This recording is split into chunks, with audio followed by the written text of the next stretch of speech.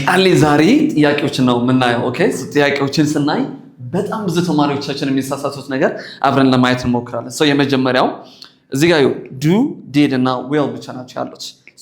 ዱ ዩ ኢት ብሬክፋስት፣ ዲድ ዩ ኢት ብሬክፋስት እና ዊል ዩ ኢት ብሬክፋስት። ሌትስ ሲ ዘ ዲፍረንስ። የመጀመሪያው ዱ ዩ ኢት ብሬክፋስት ምን ማለት ነው?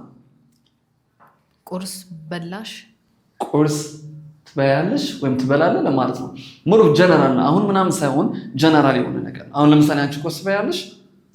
አዎ። ምን ትያለሽ? መልሱ የዚህኛው I eat breakfast ይሆናል ማለት ነው።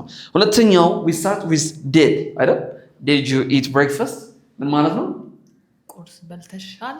ቁርስ በላሽ ነው ያለፈ ከሆነ መልሱ ምን ይሆናል? በልቼ ነበር፣ በልቻለሁ። so you say I ate breakfast ያለሽ ማለት ነው። ሶስተኛው will you eat breakfast? we were talking about the future ስለ ቀጣይ ነገር እያወራን ነው። will you eat breakfast ማለት ቁርስ በያለሽ ነው። ከዛ አምስት በይ ከሆነ ምን ትያለሽ? I will eat breakfast ያለሽ። እነዚህ ሶስት ግልጽ ናቸው። አሁን ወደዚህኛው እንሂድ። are you eating breakfast ይላል አይደል? are you eating breakfast ምን ማለት ነው? ቁርስ እየበላሽ ነው። ቁርስ እየበላሽ ነው መቼ?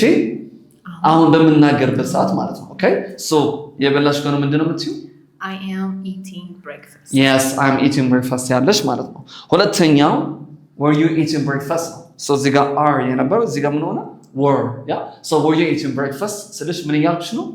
ቁርስ እየበላሽ ነበር። ቁርስ እየበላሽ ነበር መቼ? ያለፈው ነው ግን የሆነ ሰዓት ላይ ለምሳሌ ስደውልሽ አላነሳሽም እንበልና ምን ነው ቁርስ እየበላሽ ነበር? were you eating breakfast እልሻለሁ ማለት ነው። እየበላሽ ከነበረ ምን ትያለሽ? I was eating breakfast። yes I was eating breakfast ያለሽ ማለት ነው። ስለዚህ ስፔሲፊክ ታይም ማለት ነው። ይሄ ኤግዛክትሊ አሁን ይሄኛው ደግሞ ያለፈው ነው ግን ኤግዛክትሊ የሆነ ሰዓት ላይ ማለት ነው። ይሄኛው ተመሳሳይ ነው ግን ፊቸር ላይ will you be eating breakfast? ሁለት አይነት ትርጉም ሊኖረው ይችላል። በዛ ሰዓት ቁርስ እየበላሽ ነው የምትሆኑ። ኦኬ ለምሳሌ አንቺ ከሁለት እስከ ሁለት ተኩል ቁርስ ትበያለሽ እንበል። እኔ ሁለት ከሩብ እደውላለሁ ብዬሽ ግን ተጠራጥሬ መልልሽ ይችላል። will you be eating breakfast by then? በዛው ሰዓት እየቁርስ እየበላሽ ነው የምትሆኙ። ከሆነ ምንድን ነው የምትይው? I will be eating breakfast። yes I'll be eating breakfast ያለሽ ማለት ነው። ዲፍረንሳቸው ግልጽ ነው።